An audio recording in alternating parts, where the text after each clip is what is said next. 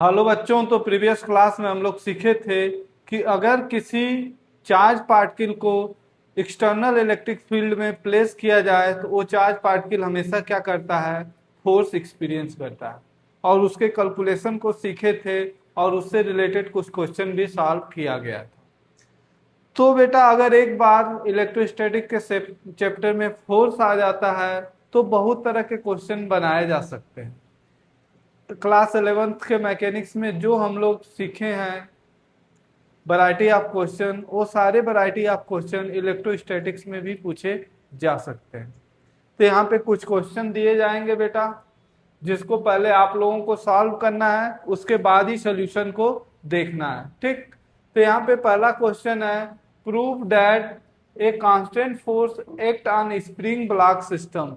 यह प्रूव करो कि एक कांस्टेंट फोर्स अगर स्प्रिंग ब्लॉक सिस्टम पे वर्क करता है तो उस स्प्रिंग ब्लॉक सिस्टम का टाइम पीरियड चेंज नहीं होता है। ये क्वेश्चन है और इसी को आप लोगों को प्रूव करना है। ठीक है, तो यहाँ पे एक स्प्रिंग ब्लॉक सिस्टम ले लेते हैं बेटा। सपोज करो ये क्या है हमारा,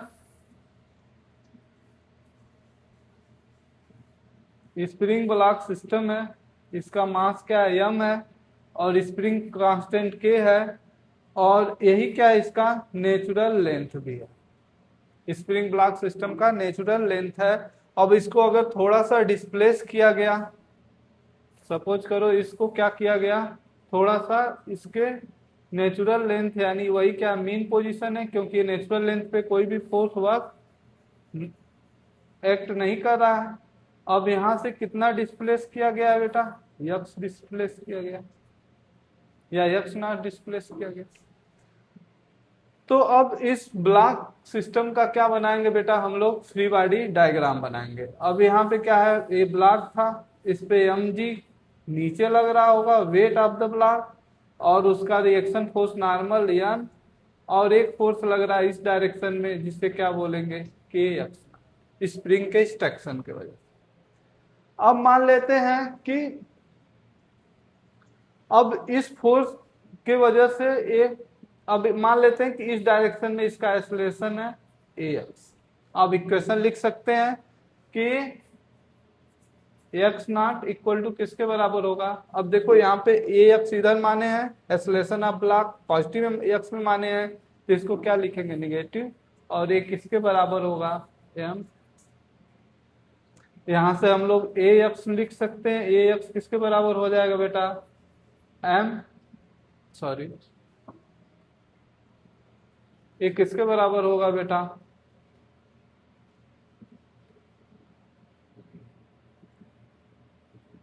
माइनस के बाई एम। इतना हो गया। अगर इसको डिफ्रेंशिएशन फॉर्म में लिखें तो ऐसे लिखेंगे, और एक किसके बराबर हो जाएगा बेटा, माइनस के। अगर एसएचएम का इक्वेशन होता है, क्या होता है बेटा, D square X D T square equal to minus omega square X. अगर दोनों को आपस में कंपेयर किया जाए तो ओमेगा आ जाएगा। ओमेगा किसके बराबर हो जाएगा बेटा, के ओमेगा स्क्वायर इक्वल टू के बाई एम, या फिर इसको ओमेगा इक्वल टू लिख सकते हैं अंडर रूट के बाई एम। और यहां से अगर टाइम पीरियड लिखना हो तो टी इक्वल टू क्या होता है, 2 पाई बाई ओमेगा, यानी टाइम पीरियड किसके बराबर हो गया, 2 पाई के बाई 2 पाई एम बाई के।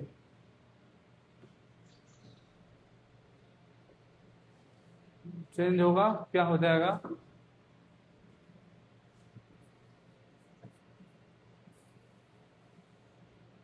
अब कह रहा कि इसी स्प्रिंग ब्लॉक सिस्टम पे अगर कोई एक्सटर्नल फोर्स लग जाए, तो यहाँ पे देखो फिर से डायग्राम बनाते हैं।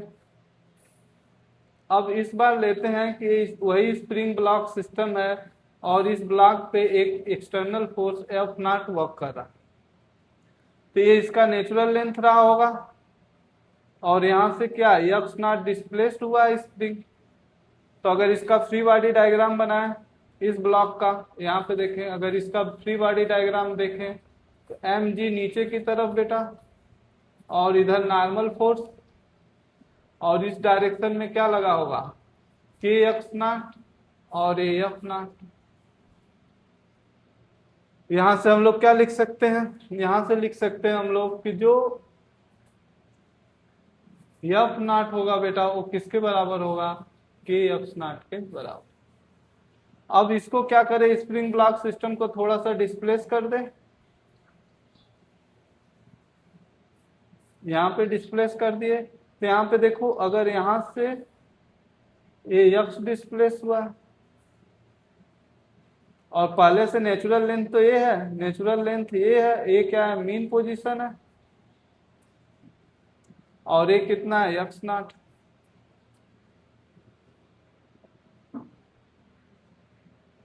थोड़ा सा डिस्प्लेस करके क्या किए, छोड़ दिए मीन पोजीशन, इसको नहीं लिख सकते बेटा।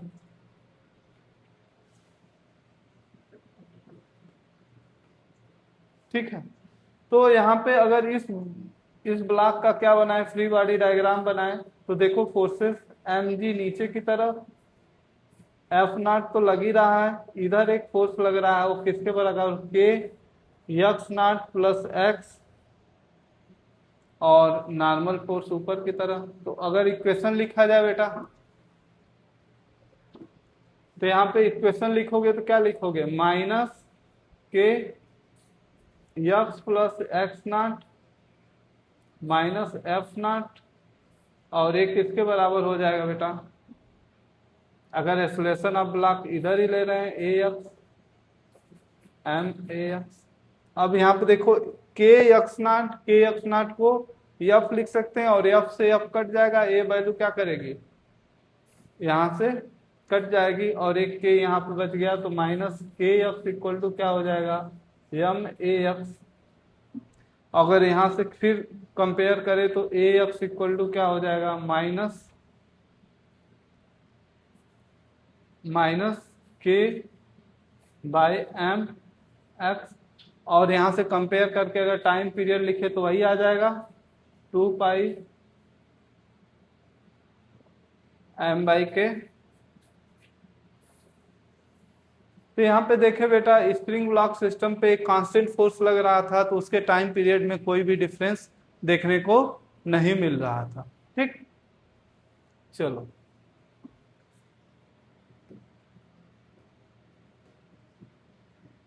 बेटा हम लोग आगे बढ़ते हैं। एक क्वेश्चन है, और इस क्वेश्चन को क्या करना है, आप लोगों को सॉल्व करना है। क्वेश्चन क्या है बेटा, ए हॉरिजॉन्टल सरफेस इज स्मूथ, ये जो सरफेस है क्या है बेटा, ये सरफेस क्या है, स्मूथ है। A block is rest condition, natural length पे है, यानी ये जो लेंथ है स्प्रिंग का, ये क्या है, इसका नेचुरल लेंथ है। Then a constant force F is applied, find the maximum compression in spring. अब जैसे ही इस पे एफ फोर्स लगा बेटा, तो ये पहले क्या होगा, कंप्रेस होगा, और एक पोजीशन पे अगर यहाँ पे क्या होगा, अगर यहाँ पे v की बात करें तो v यहाँ पे 0 होगा, और इस पॉइंट पे पहुंच, देखो जब इस पॉइंट पे पहुंचा तो एफ 0 हो गया, और पर यहाँ पे क्या हो जाएगा, v मैक्स हो जाएगा, मैक्सिमम वेलोसिटी हो जाएगी, और फिर यहाँ पे जाके ये रेस्ट हो जाएगा। तो हम लोग दो तरह से इस क्वेश्चन को बना सकते हैं, पहला एसएचएम का यूज करके, कंसेप्ट ऑफ एसएचएम से, और दूसरा कंजर्वेशन ऑफ मैकेनिकल एनर्जी से। तो यहाँ पे पहला देखो, तो ये क्या हो जाएगा बेटा, एम्पलीट्यूड हो जाएगा, और एक क्या हो जाएगा, सपोज कितना कंप्रेस होगा, फोर्स लगाएंगे तो यक्स, तो यहाँ पे क्या हो जाएगा, के यक्स इक्वल टू किसके बराबर हो जाएगा बेटा, एफ नॉट के बराबर होगा। यहाँ से यक्स इक्वल टू क्या हो गया, एफ नॉट बाई के, और यही क्या है, एम्पलीट्यूड है।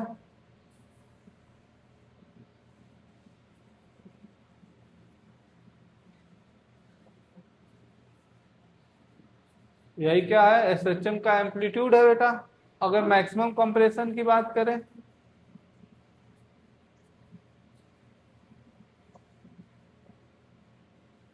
तो मैक्सिमम कंप्रेशन कितना हो जाएगा, 2a के बराबर।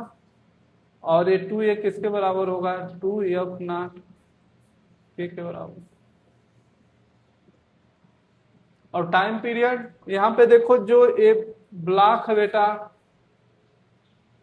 इस पे सिर्फ एक ही कांस्टेंट फोर्स लग रहा है, या वो भी क्या है, कांस्टेंट है। तो स्प्रिंग ब्लॉक सिस्टम पे अगर कांस्टेंट फोर्स लगे बेटा तो उसका टाइम पीरियड वही रहता है, चेंज नहीं करता है। तो टाइम पीरियड क्या हो जाएगा, 2πm/k। अगर इस क्वेश्चन को अगर हम लोग किससे सॉल्व करें बेटा, conservation of mechanical energy.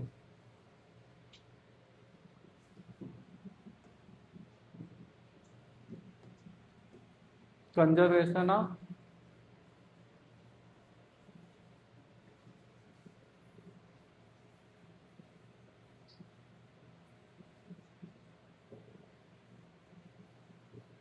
Conservation of mechanical energy से, तो यहाँ पे जो फोर्सेस लग रहे हैं, work done by normal force plus work done by G, work done by F plus work done by spring force किसके बराबर हो जाएगा बेटा, चेंज इन काइनेटिक एनर्जी। यहाँ पे इनिशियल भी 0 है और वी फाइनल भी क्या है, 0 है, चेंज इन काइनेटिक एनर्जी 0 है। तो यहाँ पे क्या हो जाएगा, नॉर्मल फोर्स, वर्क डन कोई नहीं करेगा, ये भी नहीं, वर्क डन बाय फ्रिक्शन किसके बराबर हो जाएगा बेटा, वर्क डन बाय एफ, तो इसी डायरेक्शन में गया है, तो एफ यक्स, ये पूरा कितना डिस्प्लेस हुआ है, यक्स डिस्प्लेस हुआ है, एक ही बार में ले लिए। और यहाँ पे work done by spring, spring क्या हुआ, कंप्रेस हुआ है, फोर्स इधर लगा रहा है पर मोशन इधर है, तो यहाँ पे पोटेंशियल एनर्जी क्या किया, इंक्रीज किया, तो निगेटिव वर्क किया होगा तभी। तो यहाँ पे minus delta U equal to किसके बराबर हो गया, चेंज इन काइनेटिक एनर्जी 0 - 0, यानी F X equal to delta U कितना होता है, हाफ के एक्स स्क्वायर, एक एक्स से एक एक्स काट दिए, तो यहाँ पे एक्स इक्वल टू क्या हो गया, 2F/k। ये जो आ गया बेटा, ये क्या हो गया, एक ही बार में क्या आ गया, मैक्सिमम कंप्रेशन।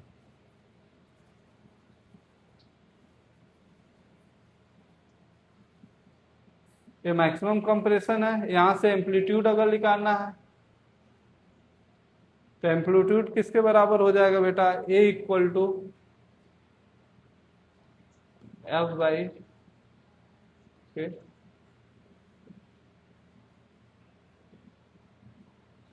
यहाँ पे अगला क्वेश्चन,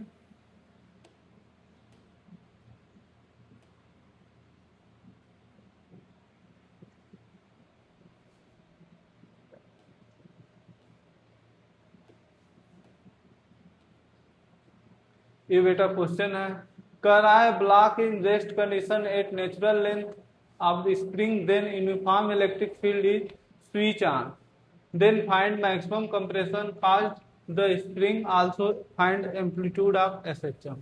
तो यहाँ पे बेटा जो इलेक्ट्रिक फील्ड है अगर इस डायरेक्शन में रहेगा,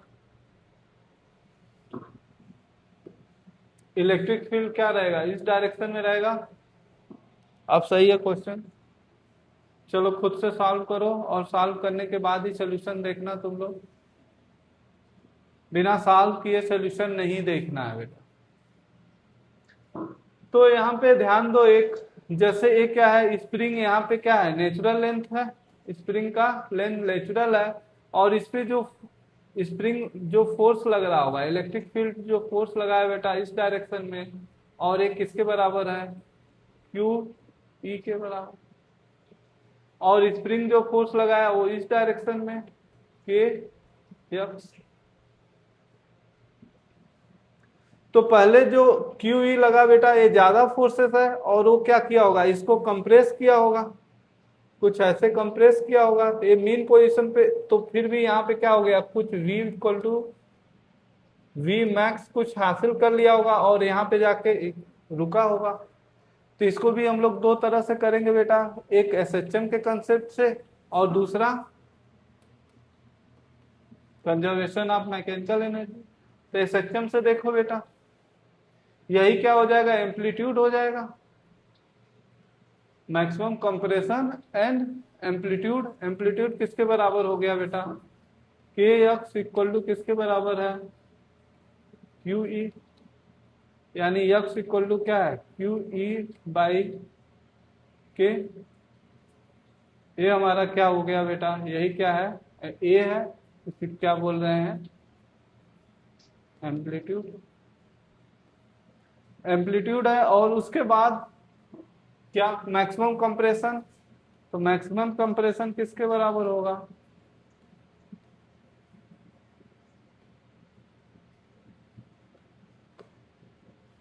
मैक्सिमम कंप्रेशन किसके बराबर होगा बेटा, 2a equal to 2 Q E by के।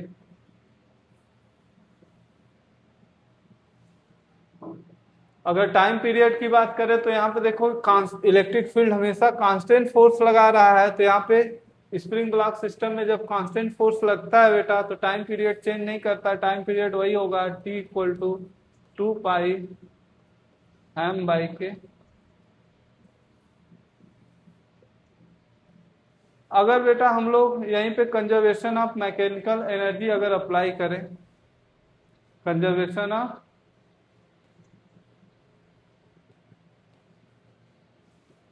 मैकेनिकल एनर्जी अगर हम लोग अप्लाई कर दें, तो work done by normal force plus work done by gravity plus work done by electric field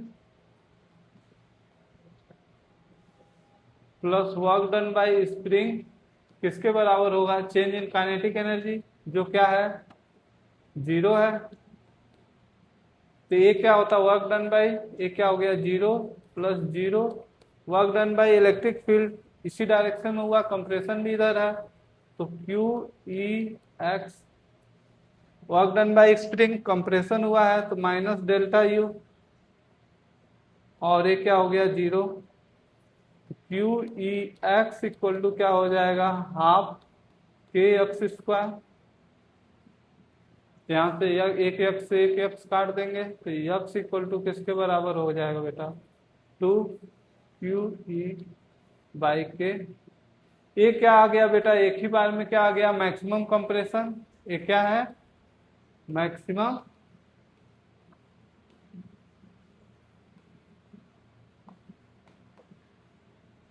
क्या है, मैक्सिमम कंप्रेशन है बेटा। और यहाँ पे क्या आ जाएगा, हमसे एम्पलीट्यूड पूछा है तो एम्पलीट्यूड किसके बराबर होगा, मैक्सिमम कंप्रेशन डिवाइड बाई 2, यानी क्या हो गया, क्यू ई बाई के।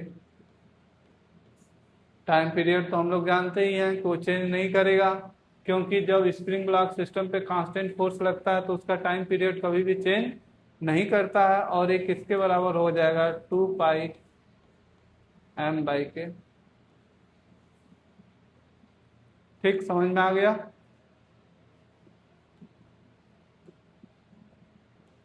चलो अब यहाँ पे एक चीज आ गया बेटा, कंसेप्ट है, कर रहा है time period of simple pendulum. Time period हमें किसका कैलकुलेट करना है, सिंपल पेंडुलम का।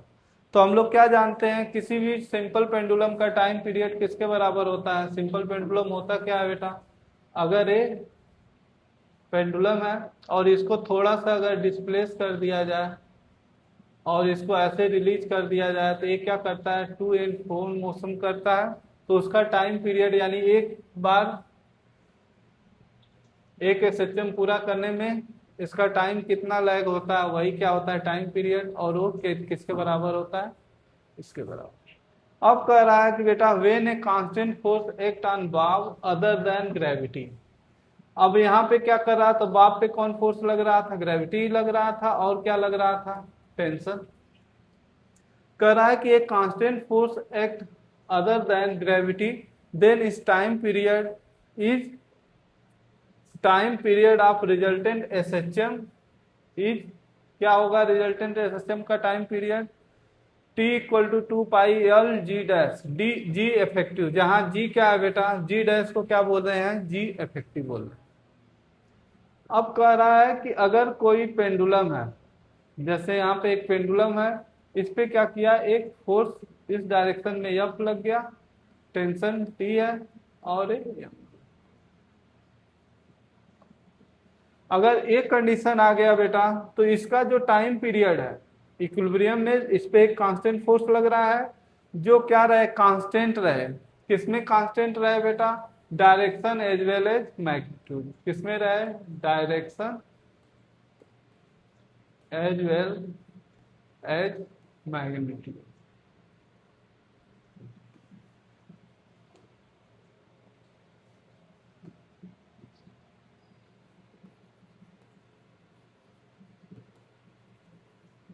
डायरेक्शन और मैग्नीट्यूड में कांस्टेंट रहे बेटा, तो उसका टाइम पीरियड कैसे निकालोगे, 2π L G इफेक्टिव। और G इफेक्टिव क्या है बेटा, कह रहा है कि to find the value of G effective find the tension in the string at the mean position. जैसे यहाँ पे ये इक्विलिब्रियम में है तो यही इसका क्या है, मीन पोजीशन है बेटा, यही क्या है, इसका मीन पोजीशन है। उस समय यहाँ पे टेंशन फाइंड करना है। when the bob does not oscillate and equate the tension equal to mg dash, और वहीं पे क्या आ जाएगा, अब इस t को कैलकुलेट करेंगे बेटा और t को किसके बराबर कर देंगे, mg डैश, और ये d डैश किसके बराबर हो जाएगा, t बाई एम, और इसी को क्या कर लेंगे हम लोग यूज करेंगे। यहाँ पे t क्या है बेटा, टेंशन इन स्ट्रिंग है, उसी को क्या बोल रहा है कि वही जो वैल्यू होगी वही क्या होगी, जी इफेक्टिव होगी। और इसका टाइम पीरियड हम लोग सीधे सीधे लिख लेंगे, t equal to 2π L by g dash. ठीक, और जी डैश की वैल्यू कैसे कैलकुलेट करना है कि यहाँ पे क्या करना है, इस टेंशन को कैलकुलेट करना है और इसी टेंशन को एम जी डैश से इक्वेट कर देना है, और यहाँ से जी की वैल्यू आ जाएगी, उसको यहाँ पुट कर लेना है, हमें टाइम पीरियड मिल जाएगा। ठीक, बातें समझ में आ गई। चलो अब एक क्वेश्चन है बेटा, right the time period small oscillation of simple pendulum, mass of Bob is m, carry plus q charge, length of string is l, in presence of uniform electric field E such that E is vertically upward, पहला case है, E is vertically downward and string remain tight। ऐसा ना हो कि string ही क्या हो जाए, loose हो जाए। E is horizontal। तीनों केसेस में हमें क्या करना है, टाइम पीरियड कैलकुलेट करना है। ठीक, तो यहाँ पे देखो बेटा, अगर हम लोग पहला केस लेते हैं कि E क्या है, अपवर्ड, यहाँ पे पेंडुलम ले, यहाँ पे सॉल्व करते हैं इसको। तो ए क्या है हमारा, ये क्या है हमारा पेंडुलम है, और पेंडुलम यहाँ पे देखो बेटा, अगर ये पेंडुलम का मास m है और इस पे चार्ज क्या है, प्लस q है, तो इस पे फोर्सेस की बात करें। अब E क्या है बेटा, E का डायरेक्शन है वर्टिकली अपवर्ड, तो पहले तो mg नीचे लगेगा और यहाँ पे QE क्या करेगा, ऊपर लगेगा, और ऊपर क्या लग रहा है, टेंशन भी लग रहा है इसके मास की वजह से। तो यहाँ पे देखो tension equal tension plus QE किसके बराबर हो जाएगा बेटा, mg। यहाँ से क्या करोगे, T इक्वल टू क्या हो जाएगा,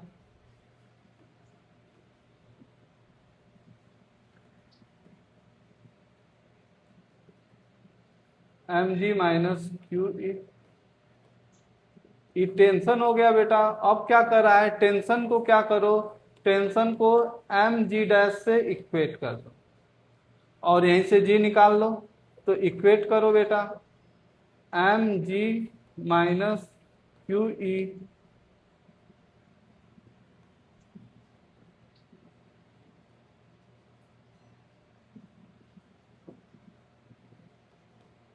किसके बराबर, mg डैश के। तो यहाँ से m क्या कट गया, तो क्या हो गया, g minus QE by m, ये क्या हो गया, g डैश। और टाइम पीरियड लिखना हो इसकी मदद से तो सीधे सीधे लिख सकते हैं, टाइम पीरियड किसके बराबर हो गया बेटा, 2π यहाँ स्ट्रिंग की लेंथ क्या लिए थे, यल, 2πL/G plus G minus QE/L।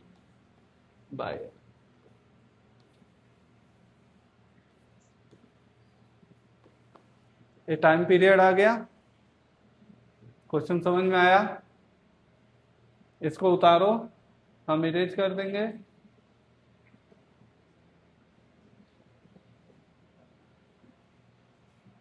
अब यहाँ पे दूसरा देखते हैं बेटा, वर्टिकली डाउनवर्ड। अब ये स्प्रिंग ब्लॉक सिस्टम, लेंथ क्या, L, मास M प्लस चार्ज Q। अगर इसका फ्री बॉडी डायग्राम बनाए तो टेंशन इसमें लगेगा T, mg इसका नीचे, और इलेक्ट्रिक फील्ड क्या है, वर्टिकली डाउनवर्ड है। तो इस charge particle, Q charge particle पे एक और फोर्स लगेगा, और किसके बराबर होगा, क्यू ई के। तो यहां से देखो जो टी है वो किसके बराबर हो गया बेटा, M G plus Q E. और इसी को किससे कंपेयर करना है, एम जी डैश से। तो यहाँ पे जी डैश इक्वल टू किसके बराबर हो जाएगा, g plus Q E by m. और यहाँ से टाइम पीरियड आराम से हम लोग लिख लेंगे, 2πL/G plus Q E by M.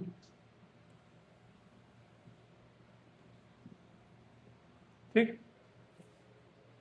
इतनी बातें समझ में आ गई। तो यहाँ पे ये दूसरा क्वेश्चन था।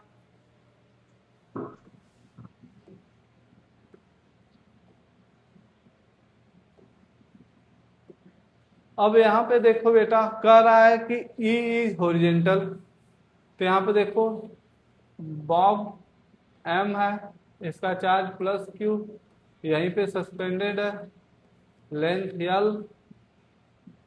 अब यहाँ पे ध्यान दो, mg नीचे की तरफ हमेशा लगता है, टेंशन ऊपर की तरफ। अब इस पे एक फोर्स लगेगा, क्योंकि E यहाँ पे है, इस डायरेक्शन में है, E इस डायरेक्शन में है, तो इस पे फोर्स लगेगा, तो यहाँ पे आ जाएगा ये ब्लॉक। अब यहाँ पे आ गया तो क्या हो गया, एक फोर्स QE,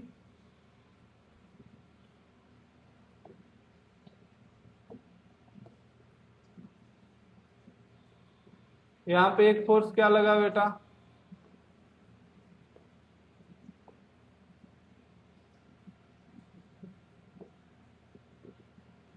यहाँ इस ब्लॉक पे एक फोर्स लगा इस डायरेक्शन में।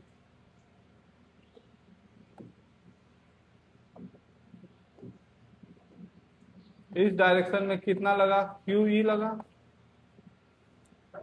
mg नीचे की तरफ, टेंशन T है। अगर किसी, अब यहाँ पे क्या है, मीन पोजीशन है, तो यहाँ पे नेट फोर्स क्या हो जाएगा, जीरो होगा। अगर नेट फोर्स बेटा जीरो है इस कंडीशन में, अगर तीन फोर्सेस हैं, तो ये जरूर होगा कि दो फोर्सेस का जो रिजल्टेंट होगा वो क्या कर रहा होगा, तीसरे को खा रहा होगा। यानी यहाँ पे अगर T की वैल्यू निकाले तो T इक्वल टू सीधे सीधे एक ही बार में लिख सकते हैं, QE का स्क्वायर प्लस mg का स्क्वायर, इन दोनों का क्या ले लेंगे, अंडर रूट। और इसी T को क्या करना है, mg डैश से कंपेयर कर लेना है। यानी QE का स्क्वायर प्लस mg का स्क्वायर का अंडर रूट, और एक किसके बराबर होगा, mg dash.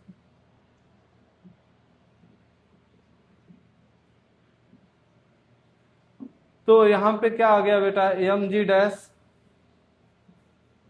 g dash equal to क्या हो जाएगा, इतना डिवाइड बाई m, QE अंदर रूट गया तो स्क्वायर QE बाई m, और यहाँ पे m कट जाएगा प्लस g स्क्वायर। तो यहाँ से बेटा टाइम पीरियड जो लिखोगे वो किसके बराबर हो जाएगा, T इक्वल टू 2πL/L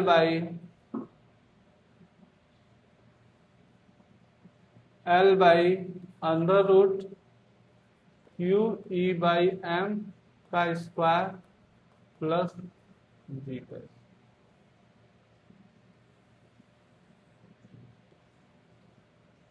तो ये तीनों कंडीशन हो गया बेटा। हम लोग क्या ध्यान दिए हैं कि अगर कोई कांस्टेंट फोर्स लग रहा है किसी भी सिंपल पेंडुलम के बाप पे, अगर कांस्टेंट फोर्स लग रहा है तो सिर्फ हम क्या निकालेंगे, स्ट्रिंग में जो टेंशन है वो निकालेंगे और टेंशन को किसके बराबर कर देंगे बेटा, एम जी डैश से, और यहाँ से D dash equal to T by m आ जाएगा। और फिर टाइम पीरियड हम लोग लिख लेंगे 2 पाई एल बाई जी। ठीक है, बस यही तरीका हम लोगों को यूज करना। इस तरीके से यूज करके तीनों क्वेश्चन सॉल्व हो जाएगा। खुद से किए हो।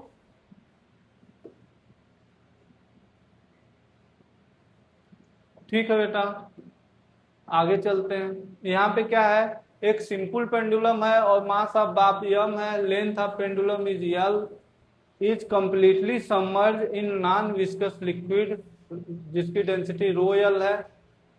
अब बाप की डेंसिटी क्या है, रो यस है, और रो यल से rho, then find the time period of very small oscillation of pendulum.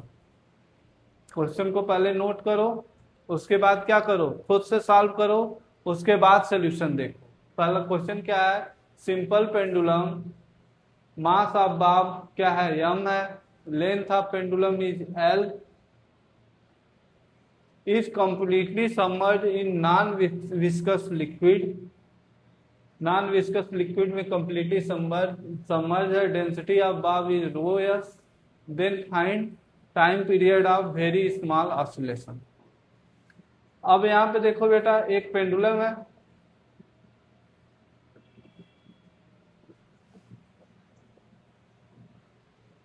यहाँ पे देखो एक पेंडुलम है, ये बॉब है, इसका मास क्या है, एम है, और ये क्या है, किसी लिक्विड में क्या है, सबमर्ज है।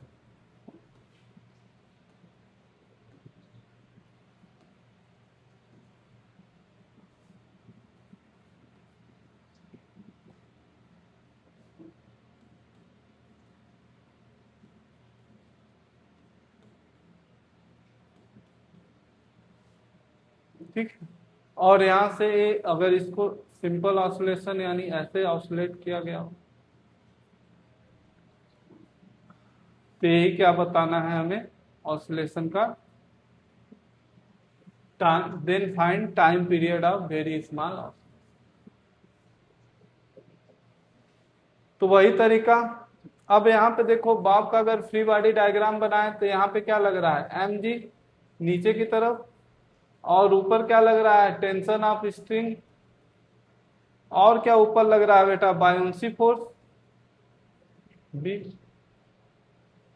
अगर T plus B equal to किसके बराबर हो जाएगा, एम जी, यानी टी इक्वल टू क्या है, बी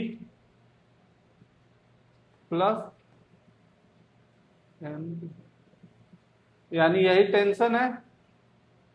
टेंशन इक्वल टू क्या होगा, buoyant force plus weight of the Bob.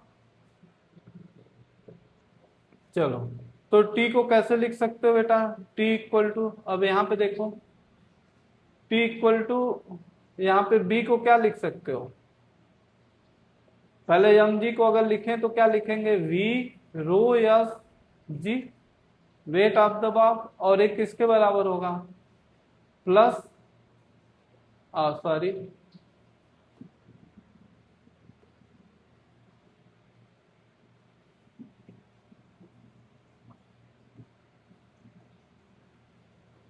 यहाँ पे क्या हो जाएगा, एम जी माइनस बी, तो क्या हो जाएगा, V rho L G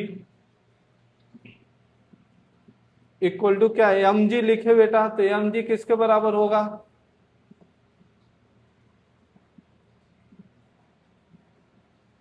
M G किसके बराबर होगा बेटा, V rho S G dash.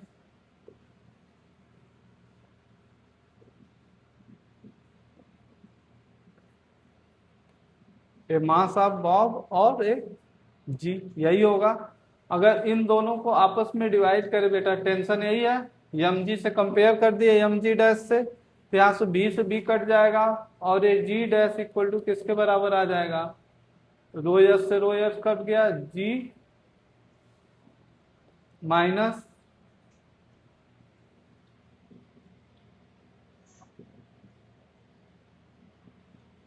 Ji dash equal to g minus, यहाँ पे रो, यहाँ पे क्या हो जाएगा, g rho L by rho S, या फिर कह सकते हैं कि g dash equal to g one minus rho L by rho S. और टाइम पीरियड लिखना होगा तो क्या करेंगे, सिंपल सिंपल लिख देंगे, हमें जी डैश पता हो गया, तो टाइम पीरियड इक्वल टू किसके बराबर हो जाएगा, 2 pi under root L by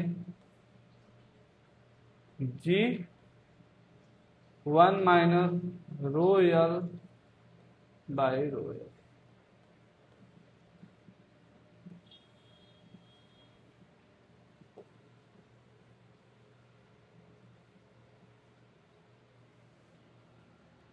क्या हो गया, टाइम पीरियड हो गया। क्वेश्चन समझ में आया।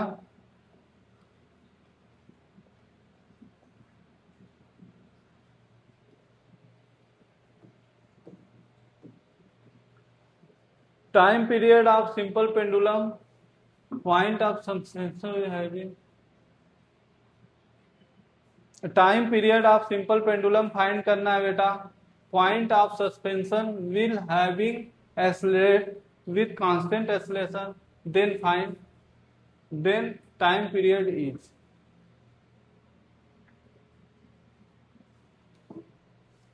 चलो क्वेश्चन को लिखो। Time period of simple pendulum, if point of suspension will having accelerated with constant acceleration, then time period is। अब यहां पे देखो बेटा,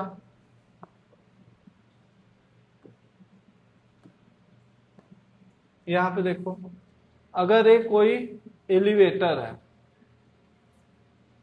और इसके सीलिंग से क्या एक लटका हुआ है पेंडुलम, और इसका लेंथ एल और मास ऑफ पेंडुलम एम, और इसका एक्सेलरेशन क्या दिया हुआ है, ए दिया हुआ। तो अब हमें फाइंड करना है टाइम पीरियड ऑफ ऑसिलेशन। अब ये ऑसिलेट करेगा तो इसके ऑसिलेशन का टाइम पीरियड क्या होगा।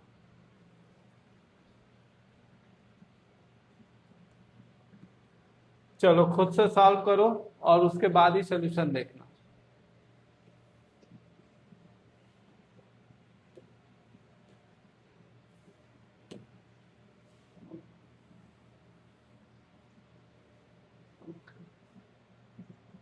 अगर इसका फ्री बॉडी डायग्राम बनाए बेटा बाबू, तो पहले तो टेंशन ऊपर लग रहा है, एम जी नीचे।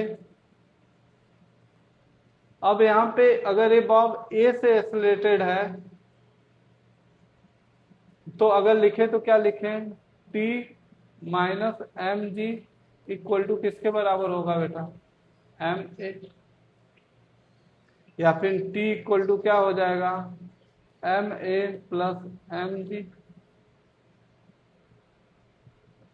और इसको कंपेयर कर दें एम जी डैश से, तो जी डैश इक्वल टू क्या हो जाएगा, ए प्लस जी।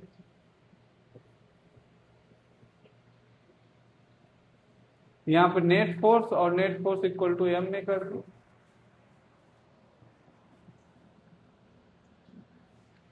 तो यहाँ पे क्या किए हैं बेटा कि जो जो जिससे सीलिंग से लटका हुआ है, अगर उसका एक्सलेशन को क्या करेंगे, पलट के, जो यहाँ पे अगर ये जी से नीचे आ रहा, तो अगर ये ए से ऊपर जा रहा है तो इसको टाइम पीरियड जी इफेक्टिव निकालना होगा बेटा। तो जी इफेक्टिव क्या करेंगे, इस ए को पलट के और इसी में क्या कर देंगे, जोड़ देंगे, और ये किसके बराबर होगा, जी प्लस,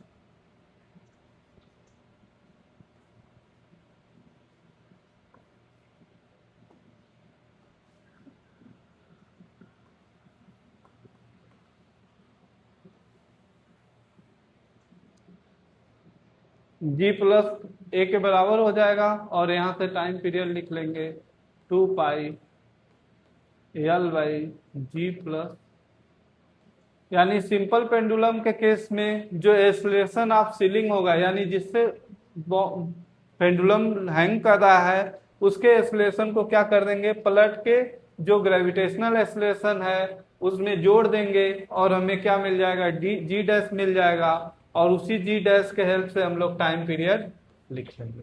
ठीक, इतनी बातें समझ में आ गई। चलो यहाँ पे एक क्वेश्चन है बेटा, a small sphere is suspended, question को पहले नोट करोगे आप लोग, a small sphere is suspended by string of length L is suspended from a ceiling of elevator, then find the time period of very small oscillation।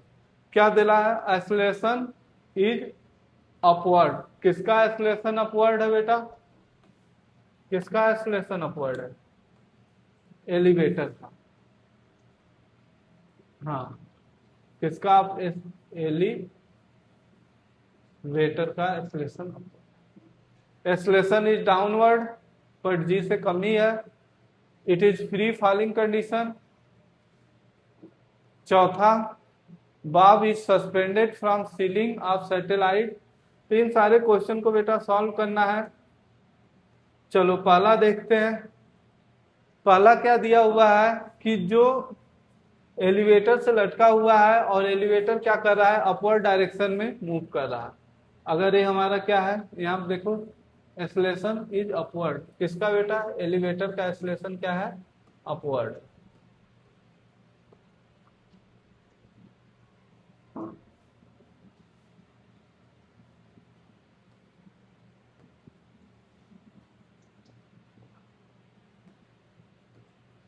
चलो यहाँ पे देखो elevator है,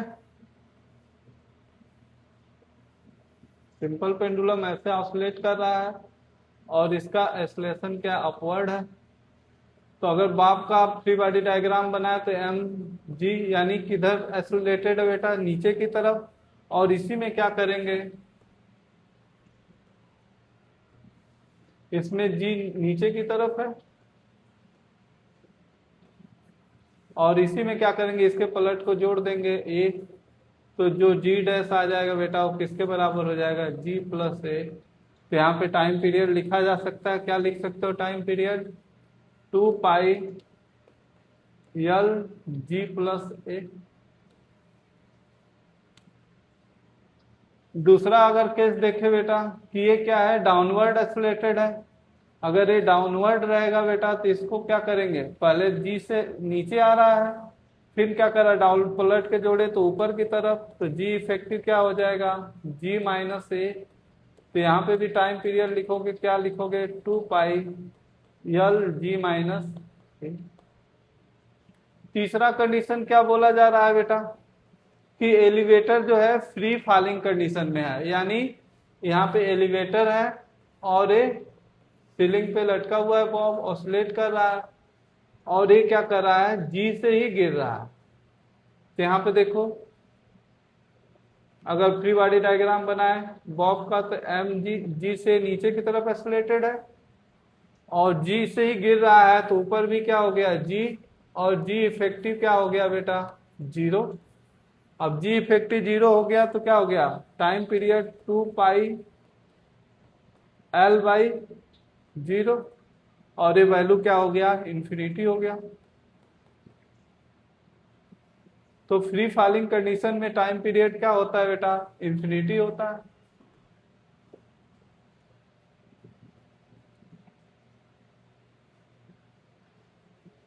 तो यहाँ पे क्या हो गया, 3 क्वेश्चन हो गया। चौथा, bob is suspended from the ceiling of the satellite which is revolving around the earth.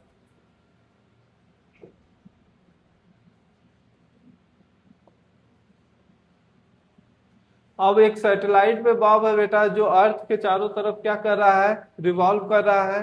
तो जब अर्थ के चारों तरफ रिवॉल्व करता है कोई भी बॉडी, तो उसका भी क्या होता है, फ्री फॉलिंग कंडीशन होता है। अगर ये सैटेलाइट है, अगर ये अर्थ के चारों तरफ एक्सलेट कर रहा है तो इसका भी क्या हो जाएगा, फ्री फॉलिंग कंडीशन है, क्योंकि सैटेलाइट हमेशा फ्री फॉल करती है। तो यहाँ पे भी क्या हो जाएगा, जी डैश जीरो हो जाएगा। तो टाइम पीरियड किसके बराबर हो जाएगा, इन्फिनिटी के बराबर। यहाँ क्या है, bob is suspended from the ceiling of car moving with constant acceleration a. अब आगे देखो बेटा, कह रहा है कि एक कार है,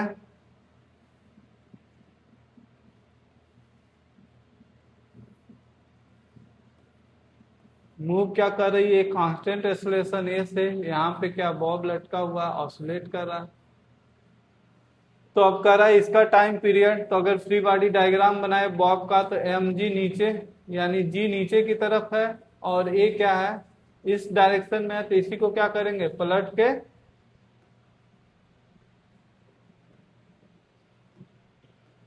इसी क्या करेंगे, इधर पलट देंगे और ए, और दोनों का रिजल्टेंट इधर हो जाएगा। और एक किसके बराबर हो जाएगा बेटा, ए स्क्वायर प्लस जी स्क्वायर।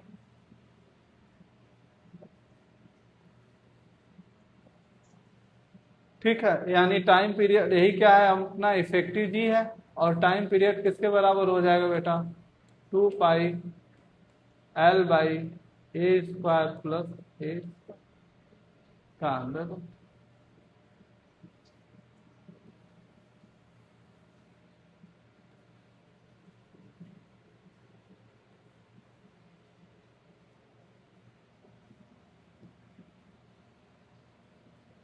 अगला क्या है बेटा, car is move on a unbent horizontal circular turn of radius r with constant velocity v।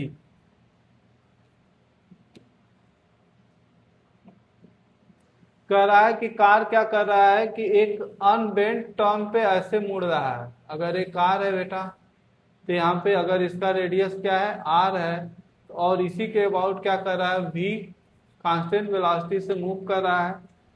तो इस पे एक एक्सेलरेशन लगेगा बेटा, सेंट्रीपिटल एक्सेलरेशन, और वो किसके बराबर हो जाएगा बेटा, वी स्क्वायर बाई आर के। अगर इसी में क्या एक पेंडुलम रखा हुआ है लेंथ एल का, और ये ऑसिलेट कर रहा है, तो इसका टाइम पीरियड क्या हो जाएगा। तो अगर इसका फ्री बॉडी डायग्राम बनाए तो एक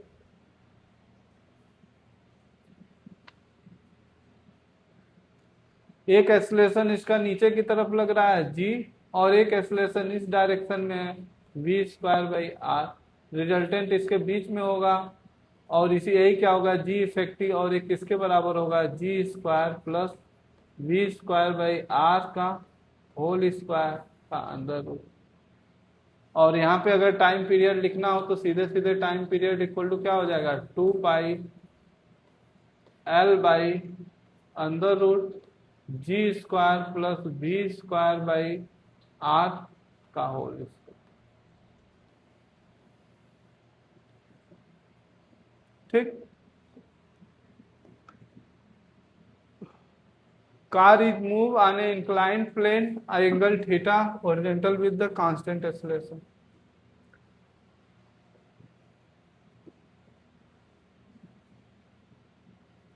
कर रहा है बेटा कि कार क्या कर रहा है, मूव कर रहा है इंक्लाइंड सरफेस पे। यहाँ पे देख लेते हैं, सपोज करो क्या है कि कार, नहीं एक क्या ब्लॉक ऐसे है थीटा पे, और यहीं पे क्या है, ये मूव कर रहा है, इंक्लाइंड सरफेस पे मूव कर रहा है।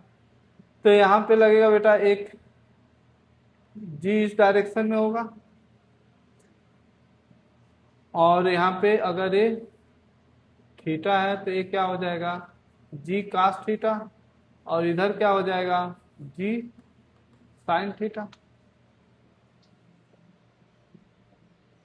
तो अगर इसके यहीं पे अगर बॉब ऐसे लटका है और ऐसे रोटेट कर रहा है बेटा, तो यही इफेक्टिव जी क्या होगा, जी कास थीटा। तो टाइम पीरियड किसके बराबर हो जाएगा, 2 pi L by G cos theta. इस तरह से हम लोग आराम से क्या कर रहे हैं बेटा, टाइम पीरियड को लिख पा रहे हैं। ठीक, right the time period of resulting structure of the block in the following case. In case में क्या करना है बेटा, हमें टाइम पीरियड किसका लिखना है, ब्लॉक का।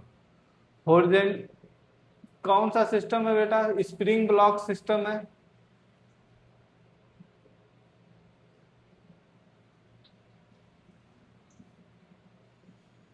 आप किसका लिखना है बेटा? Spring block system.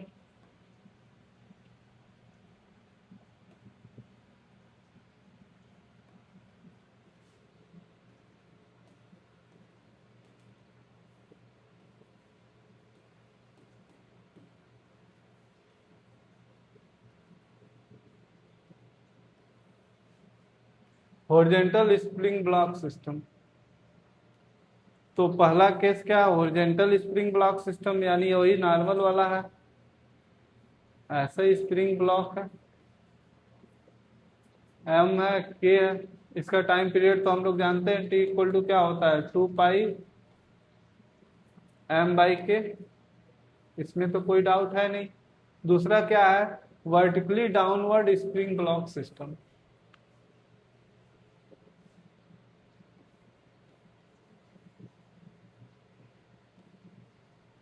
Vertically downward में क्या कर रहा है? एक फोर्स लग रहा है बेटा mg, जो क्या है? कांस्टेंट है, हमेशा क्या है? कांस्टेंट है। तो जब भी कोई कांस्टेंट फोर्स लगता है बेटा, तो क्या होता है? टाइम पीरियड चेंज होता है? नहीं चेंज होता। तो इसका भी टाइम पीरियड क्या हो जाएगा? 2 पाई m/k के ही बराबर हो, अगर इसका मास क्या है? m है तो। Vertically downward spring block system submerge in non viscous liquid. अगर ये क्या है? स्प्रिंग ब्लॉक सिस्टम है, और ये क्या है? ऐसे लिक्विड में सबमर्ज है। तो अगर इसका फ्री बॉडी डायग्राम बनाया जाए बेटा ब्लॉक का, तो यहाँ पे देखो, एक फोर्स स्प्रिंग लगा रहा है,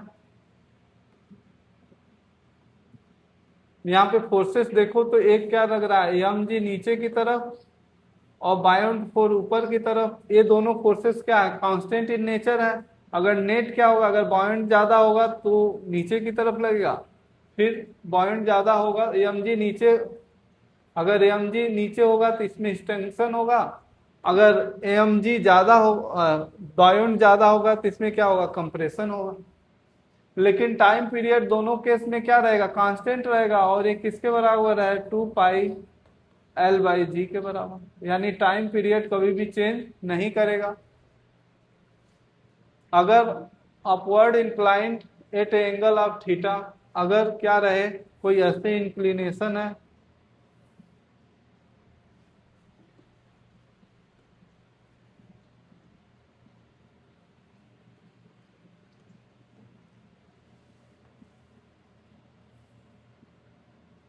अब ऐसे कोई स्प्रिंग ब्लॉक सिस्टम है,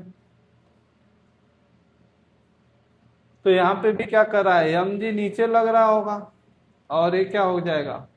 mg cos थीटा, और इधर क्या हो जाएगा? mg sin theta. यहाँ पे भी क्या है? टाइम पे हमेशा फोर्स क्या है? कांस्टेंट है, उतना ही फोर्स लगेगा उस पे जब तक इस पे इंक्लाइंट रहेगा। तो यहाँ पे भी टाइम पीरियड क्या हो जाएगा? 2 पाई m/। Spring block system in free fall condition. Free fall condition में यानी कोई फोर्स लग ही नहीं रहा है। अगर फ्री फॉल कंडीशन में है तो इस पे कोई फोर्स लग नहीं रहा है। अगर इसमें ऑसिलेशन होगा तो वही, कोई फोर्स ही नहीं लग रहा है, तो टाइम पीरियड क्या हो जाएगा? 2 पाई m/k। यानी जब स्प्रिंग ब्लॉक सिस्टम पे कोई कांस्टेंट फोर्स लग रहा होगा तो उसका टाइम पीरियड कभी भी चेंज नहीं होगा। ठीक।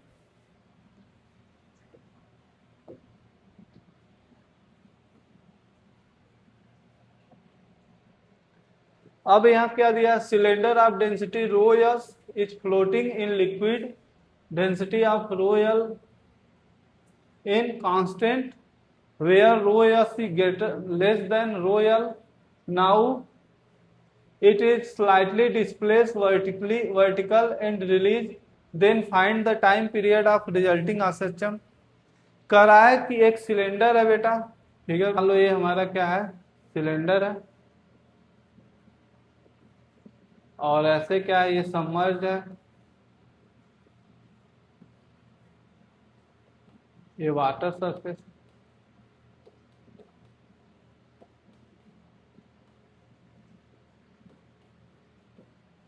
अब यहाँ पे देखो बेटा, रो यल इसकी डेंसिटी है, लिक्विड की इसकी डेंसिटी रो यस है। अब यहाँ पे अगर इसको थोड़ा सा पुश किए यानी डिस्टर्ब डिस्प्लेस किए बेटा, तो ये क्या हो गया, यहाँ पे आ गया, यानी ए यक्स डिस्टेंस अगर इसको डिस्प्लेस कर दिया तो यफ नेट किसके बराबर हो जाएगा बेटा, जो एक्स्ट्रा बायोंट होगा, एक्स्ट्रा बी के बराबर यफ नेट होगा बेटा। और एक्स्ट्रा बी, बी एक्स्ट्रा किसके बराबर होगा बेटा,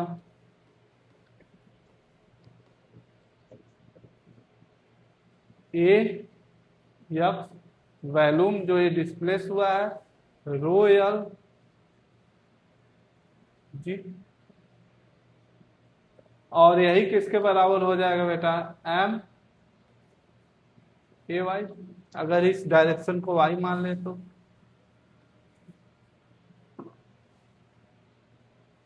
यानी ए वाई इक्वल टू किसके बराबर हो जाएगा, a x rho L g divide by m, mass of the complete, और इसका लेंथ क्या ले ले, यल ले ले पूरा।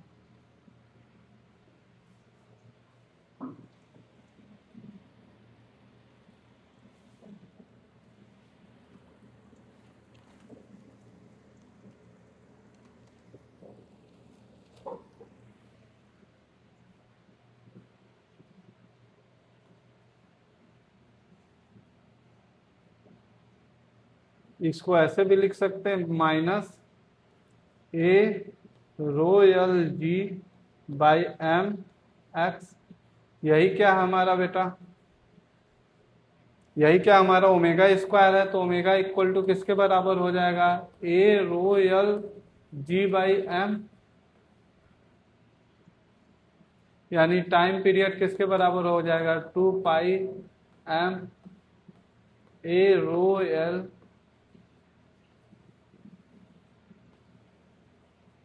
समझ में आया।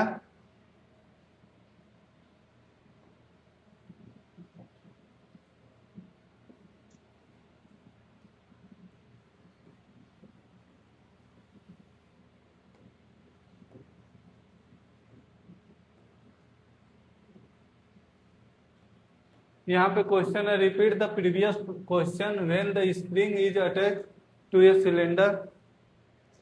कह रहा है कि प्रीवियस प्रॉब्लम ही है, मतलब ये सिलेंडर है,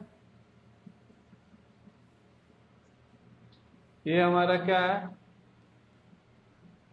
लिक्विड है जिसमें ये सबमर्ज है, इसका लेंथ यल, और ये क्या रहा है कि एक स्प्रिंग से हैंग कर रहा है,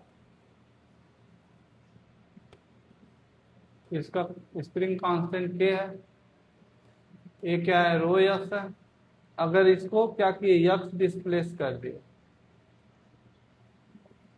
अगर यक्स डिस्प्लेस किए थे पिछले क्लास में, पिछले क्वेश्चन में, तो क्या आया था, बायोंट एक्स्ट्रा कितना आया था,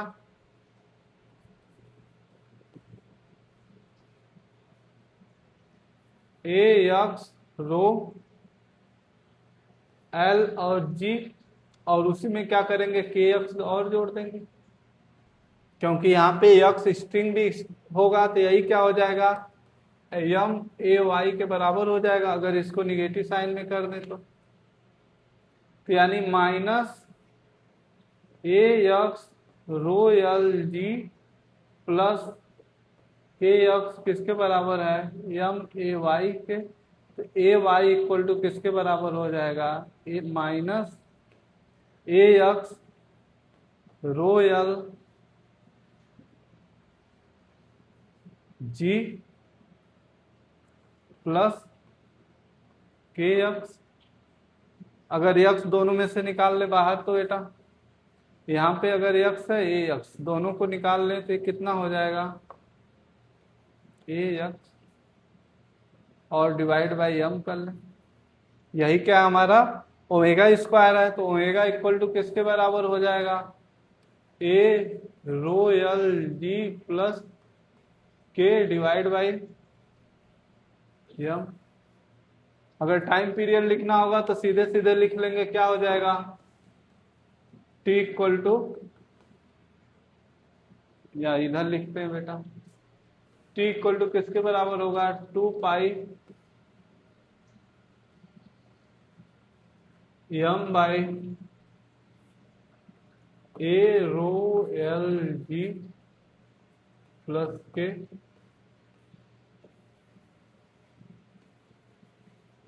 तो आज के क्लास में इतना ही बेटा, अगले क्लास में कुछ और सीखेंगे। Thank you.